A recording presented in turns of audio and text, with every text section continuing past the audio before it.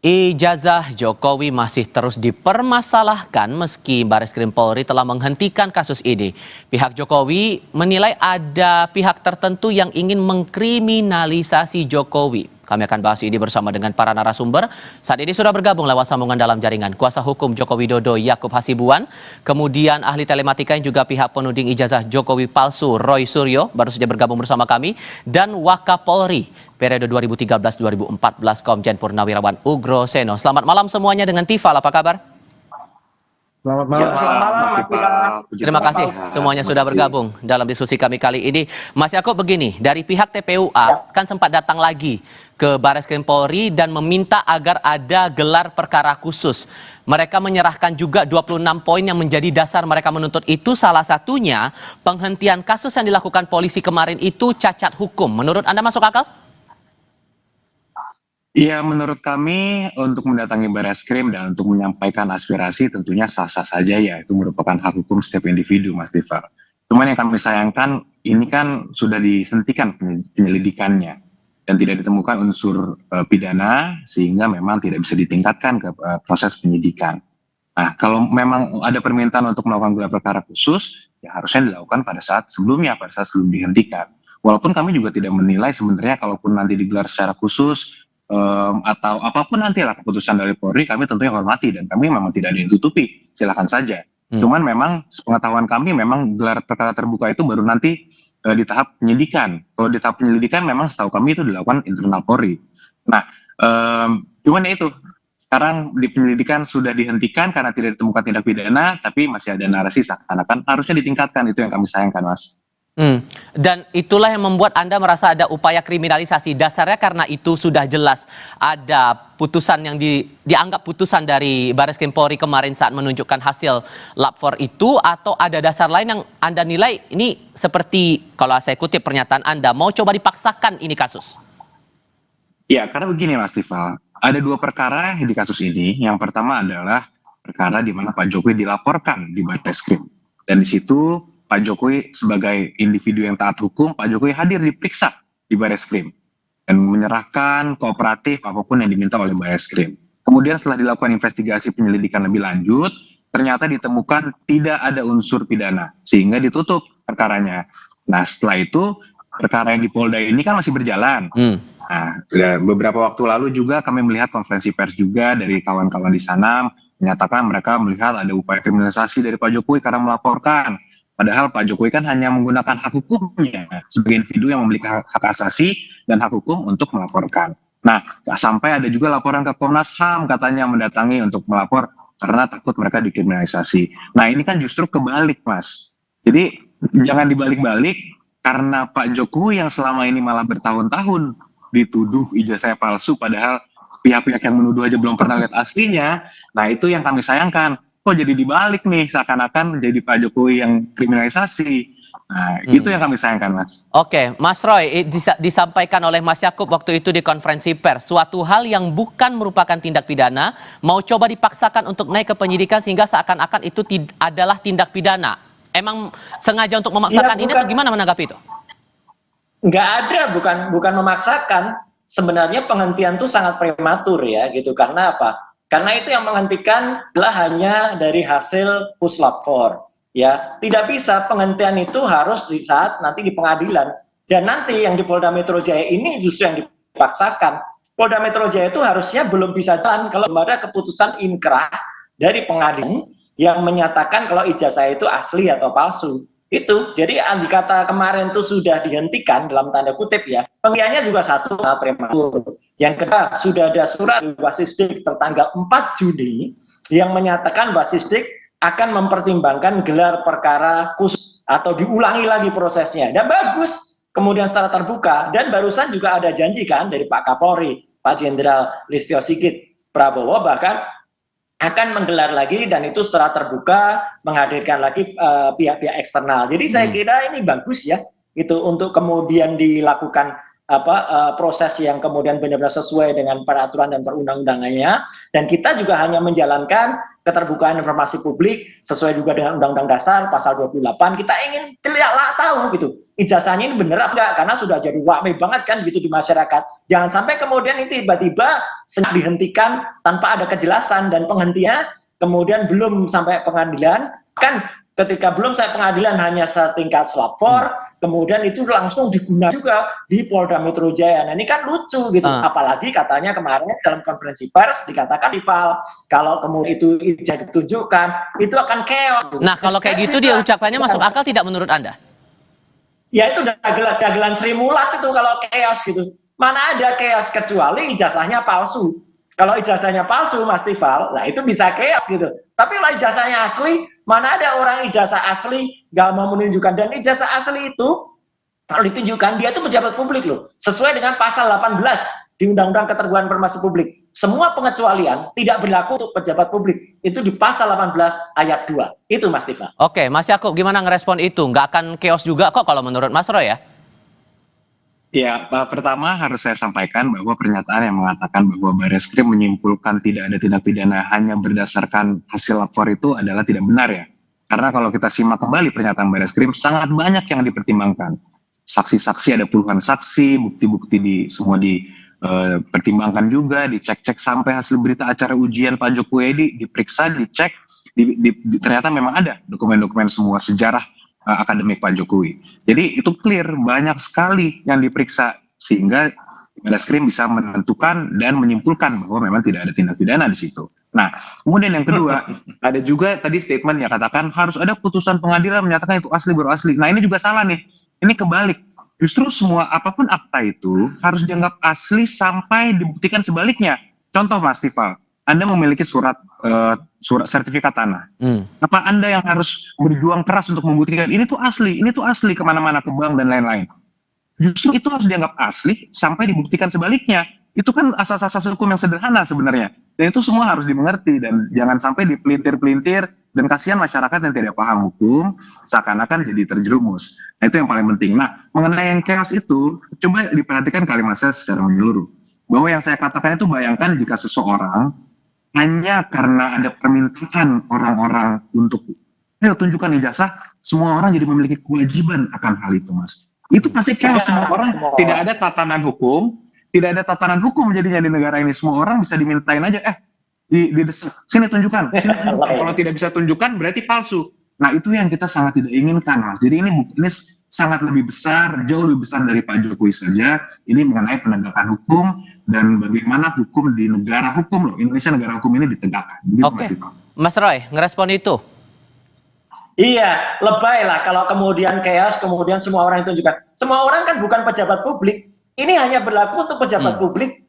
Jelas betul di pasal 28F Undang-Undang Dasar itu orang berhak mempertanyakan, dan itu keterbukaan informasi. Kemudian di Undang-Undang Keterbukaan Informasi Publik nomor 12 tahun 2008 saya menyusunnya tindakan kayak itu disahkan untuk mengesahkan apa di DPR Komisi 1. Betul, kalau itu termasuk yang dikecualikan, pejabat publik itu termasuk kecualian jelas pasal 18. Jadi ya bukan hanya orang hukum yang mengerti hukum ya, kita juga belajar, apalagi kita yang menyusun naskah akademik undang-undang itu gitu loh. Jadi clear banget lah. Nggak apa-apa, biarkan ini menjadi wacana publik bagi masyarakat, biarkan masyarakat juga yang menilai, tapi artinya yang dipaksakan untuk jalan itu ijazahnya belum jelas dipastikan asli, ijazah belum banyak sekali temuan yang ada di dalam konferensi Bareskrim, dan baru-baru ini banyak pula yang sudah ditemukan lagi di lapangan oleh Dr. Resmond dan kawan-kawan soal desa KKN dan lain sebagainya. Jadi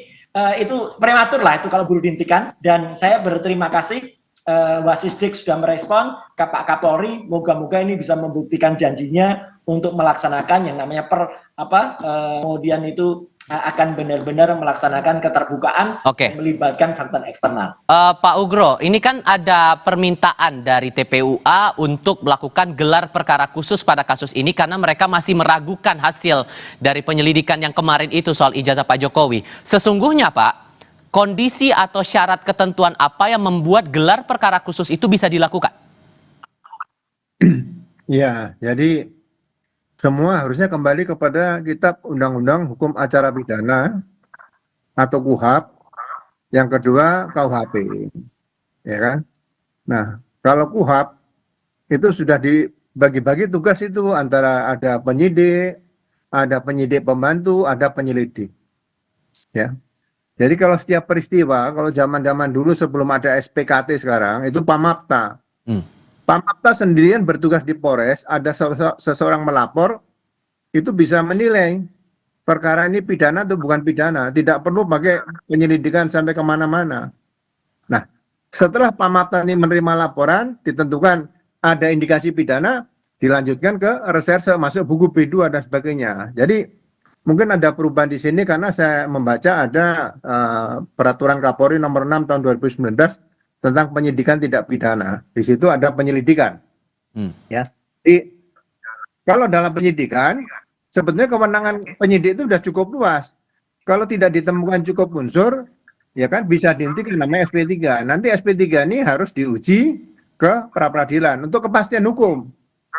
Ya kan, tapi kalau penyelidikan ini kemana, masa ke Karwasidik misalnya, gelar khusus dan sebagainya, masih internal di situ. Jadi mungkin perlu ada pendalaman kembali di situ ya. Kemudian pasal di sini sebetulnya jangan dibawa ke pasal kemana-mana, ya kan? Karena ijazah ini sudah digunakan untuk mendaftar di KPU Solo, kemudian KPU Jakarta dan KPU Pusat, berarti 263 ayat 2, jangan ditambah pasal apapun di situ. Kita jangan memaksakan pengen menahan seseorang dan sebagainya, nggak usah. Yang penting kan sidang di pengadilan ada kepastian nanti. Nah, membuktikan 263 ayat 2 ini kan butuh waktu panjang. Siapa yang membuktikan? Mau dibuktikan di Barreskrim atau di Polda Metro, ya kan? Jadi yang pertama disita barang bukti dari KPU saja. Biarin saja, misalnya ijazah itu ada di Pak Jokowi, silakan ya simpan aja sampai kapanpun.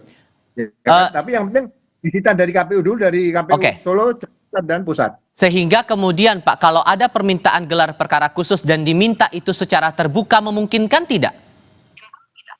Ya memang kalau gelar perkara khusus semua pihak diundang dan bisa membawa pakar-pakar, ya kan? Saya koreksi ya, tidak ada di Kitab Undang-Undang Hukum Acara Pidana namanya saksi ahli, tidak ada. Yang ada bukti pasal 184 adalah keterangan saksi, 2 keterangan ahli, 3 surat, 4 petunjuk, 5 keterangan terdakwa. Tidak ada nomor 6 itu keterangan saksi ahli, tidak ada. Ini harus perhatikan. Masyarakat lupa. Banyak sekarang profesor-profesor jadi saksi ahli di penyidikan. Itu nanti pakar itu nanti di pengadilan, bukan di penyidikan seperti itu. Baik, Mas Roy, di konferensi pers dari pihak Pak Jokowi juga kan Anda mendorong bahwa untuk urusan tempat KKN, kemudian skripsi juga ditelusuri soal ini. Mas Yakub dan teman-teman pihak Jokowi saat konferensi pers juga bilang Barreskrim sudah menyelidiki sampai ke skripsi, sampai ke KKN juga, ke pihak kampus juga. Apalagi yang mau diragukan dari sini? Sekali diragukan, karena apa yang bilang tuh pendidikan itu kan internal, nggak melibatkan pihak-pihak yang objektif. Dan ternyata banyak sekali kita temukan, misalnya ya, di desa KKN, Desa Ketoyan di Wonosegoro. Kemarin Bang Resmond dan kawan-kawan menemukan semua itu katanya di sana, kata-katanya, dan tampak semua itu dikondisikan. Semua bilang 83, 83, 83. Setelah kemudian Pak Jokowi 3 hari yang lalu meralat, bukan 83 tapi 85 awal. Nah, blingsatan mereka. Karena mungkin dulu dikasih suruh ngomong 83, ya. Jadi sekarang kan ini kan makin terbuka dan semua itu katanya ada orang boncengkan, katanya ada gini, katanya gini. Kedua, kemudian kita sudah sampai juga ke perpustakaan di KR ya. Kemudian perpustakaan itu malah aneh, barang bukti yang sangat penting itu malah tidak ada di bendel itu, khusus bulan itu nggak ada. Katanya diambil oleh kepolisian gitu. Lu kan ini aneh. Justru barang bukti yang penting. Dan tahun sebelumnya, tahun 79, itu korannya jelas betul tertulisnya pasa, bukan puasa. Jadi clear banget kan itu kayak gitu. Kemudian Pak Kasmujo kemarin langsung didatengin dan menyatakan kalau dia bukan dosen pembimbing skripsi, bukan dosen pembimbing akademik. Jadi banyak banget Mas hal-hal yang masih question mark ya, menjadi tanya. Belum lagi ijazah yang katanya identik itu sudah kita uji 1120 itu satu-satunya tidak identik ya.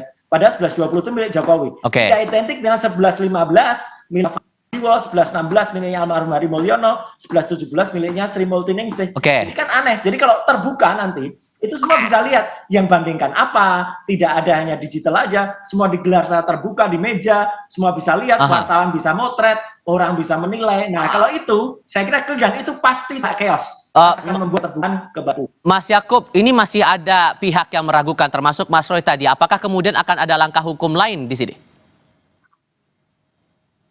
Ya kalau langkah hukum ya mungkin sekarang ini kan kita masih juga mendorong Polda Metro Jaya ya, termasuk kemarin itu kita juga mendorong Polda untuk tidak ragu-ragu meneruskan proses penyelidikannya. Karena dari pihak kami pun juga sama kan, pada saat Pak Jokowi dilaporkan, Pak Jokowi taat hukum, hadir ke Barreskrim, memenuhi undangan dari Barreskrim dan mengikuti semua prosedur yang harus dijalankan. Jadi kami juga meminta semua pihak yang nanti pun jadi pihak di Polda Metro Jaya juga dapat mempertanggungjawabkan perbuatannya dan kooperatif juga. Dan pada pihak Polda juga kami minta juga agar dapat melakukan penyelidikannya dengan terang benderang, dengan tegas, dan juga tidak diintervensi pihak manapun juga ya. Jadi adil gitu loh. Kemarin Pak Jokowi terlapor, sekarang Pak Jokowi pelapor, ya dua-duanya harus dijalankan. Menurut kami seperti itu, Mas. Oke, bahwa Pak Jokowi sudah melapor ke Mapolda Metro Jaya, tapi di sisi lain gugatan perdata masih berjalan sampai sekarang. Kalau dari pihak Pak Jokowi, Mas Yakub, sesungguhnya seyakin apa bahwa kasus ini bisa stop, bahwa ya ini kan posisi Anda dan Pak Jokowi masih menegaskan seluruh proses akademik termasuk ijazah dan skripsi itu asli. Seyakin apa Anda sampai di tahap itu? Ya ini pertanyaan sangat baik, Mas. Itulah kenapa Pak Jokowi juga mengambil langkah, oke, kami harus lapor. Untuk agar ada kepastian hukum, Mas, bagi Pak Jokowi. Karena selama ini dari 2023 gugatan perdata itu kami sudah tangani, Mas, dari 2023. Udah ada dua gugatan di PN, ada satu gugatan di TUN, dan gugatan mereka tidak diterima. Sehingga itu cukup clear. Jadi kalau perdata kan siapapun ini boleh menggugat sampai kapanpun. Pokok gugatannya pun apa, silahkan saja. Dari pengadilan tidak boleh menolak. Nanti mereka harus memeriksa. Nah, cuma kan itu masalahnya, sampai kapan ini mau dilanjutkan terus. Sehingga Pak Jokowi merasa bahwa oke, harus dilaporkan demi kepastian hukum, agar jangan kepastian hukum pihak mereka doang, Mas, yang dilindungi dan yang diperhatikan. Karena selama ini kan hanya pihak-pihak yang teriak-teriak, ayo ini harus dijalankan demi kepastian hukum. Loh, kok kepentingan hukum Pak Jokowi juga nggak diperhatikan? Bertahun-tahun dituduh ijazah palsu, Pak Jokowi diam. Ternyata makin parah, makin merembet kemana-mana sampai ke keluarganya juga. Nah, inilah kita melakukan laporan ini, upaya kami untuk memulihkan dan menjaga nama baik Pak Jokowi serta keluarganya dan juga nama baik bangsa Indonesia semua. Jangan sampai jejak digital ini, narasi-narasi yang berkembang yang tidak bisa dipertanggungjawabkan itu beredar terus setiap harinya, sehingga rakyat Indonesia nanti dikatakan ke setiap luar negeri, oh itu yang ijazah presidennya palsu ya. Itu yang sangat kita sayangkan dan kita hindari, Mas. Semoga kebenaran nanti akan cepat membongkar sehingga pihak-pihak yang kurang bertanggung jawab dengan statementnya dapat berhenti dan mempertanggungjawabkan perbuatannya. Mas Roy, dengan masih berproses sampai sekarang gugatan perdata dan kita belum tahu arahnya akan kemana. Seandainya itu malah menegaskan bahwa ijazah Pak Jokowi ataupun segala proses akademik Pak Jokowi di UGM itu asli, Anda bisa punya potensi untuk melanggar pidana, bahkan upaya kriminalisasi itu bisa akan berbalik lagi ke Anda. Gimana tuh meresponnya? Ya nggak apa-apa, semua silakan diperiksa. Bahkan sekarang ada novum ya, itu harus diperiksa juga. Sudah ada kader partai senior, partai PDIP, namanya Beator Suryadi, yang kemudian malah menunjuk ada juga Andi Wijayanto, yang mantan Seskap, yang katanya itu jelas betul mengantar orang-orang, ada 6 orang. Itu namanya jelas loh itu. Kemudian disebut itu membuat ijazah itu di Pasar Pramuka. Nah itu adalah harus ditindaklanjuti oleh polisian. Saya kira itu polisi harus bergerak. Sudah ada kayak gitu, harusnya ditindaklanjuti. Kalau itu memang terbukti atau misalnya bohong, ya itu clear banget berarti bohong. Tapi kalau itu memang benar, ada pengakuan juga orang nama-nama yang jelas, ada Beator Suryadi, ada Andi Wijayanto, ada orang namanya Widodo, ada Andi yang lain yang ada di situ, itu saya ada juga tempatnya di Jalan Cikini segala, itu clear banget, Mas. Jadi artinya semua biarkan terbuka, jangan cepet-cepet kemudian juga sudah memutus prematur ini dikatakan asli. Enggak, banyak banget yang masih bisa dibuktikan ya gitu, baik dari DKKN, baik dari Pak Kasmujo, baik dari KR, baik dari hal-hal yang nanti akan ditemukan di Jogja dan lain sebagainya. Jadi Mas Tifal dan semua pemirsa Kompas, biarkan semua itu berproses, termasuk fakta baru yang kemudian sekarang ada di media massa yang dimukakan oleh kader PDIP bersama orang-orangnya ketika itu pilkada DKI tahun 2012 yang itu digunakan untuk pilpres. Jelas banget itu pemberitaan. semuanya. Itu bukan omon-omon itu. Oke. Terakhir Pak Ugro, Kapolri sudah sempat menyebut bahwa polisi akan bekerja profesional dan bakal melibatkan pihak eksternal dalam kasusnya Pak Jokowi ini. Kalau Anda menangkapnya sejauh mana arahnya ini bakal berjalan di tengah banyak desakan sana-sini? Ya, mungkin itu kebijakan yang cukup bagus lah. Tapi yang penting bagi saya, kasus ini kan yang pertama harusnya dianalisa pakai analisa kriminal dulu, ya kan? Pasalnya menurut saya jangan dibawa pasal kemana-mana, cukup 263 ayat 2. Ya kan? Dari 263 ayat 2 nanti ini berkas perkara ini nggak akan tipis, pasti tebal. Nanti ada berita acara rekonstruksi, berita acara kalau di keterangan berbeda ini kan nanti kan pasti konfrontasi, pasti ada. Sehingga perkara ini akan membutuhkan waktu cukup lama karena saksi fakta melihat, mendengar dan mengalami itu cukup banyak yang akan didengar keterangannya oleh pihak penyidik nanti ke depan. Oke. Sehingga terakhir Mas Yakub, seyakin apa Anda bahwa ini kasus bakal selesai? Ya mudah-mudahan Mas, kalau dari kami harapannya ini cepat selesai sehingga kembali lagi nama baik Pak Jokowi bisa dipulihkan dan dijaga terus ya, karena ini sudah melebar-lebar ke keluarga juga dan lain-lain. Ya kami harap ini dapat segera selesai dan kembali lagi ini pembelajaran juga bagi seluruh rakyat Indonesia agar kita taat hukum dan kita sadar bahwa semuanya itu ada mekanismenya. Kalau ada keberatan atau ada komplain dan lain-lain itu semua sudah diatur dan ada koridor hukumnya gitu Mas. Oke, Mas Yakub, Mas Roy, Pak Ugro Seno.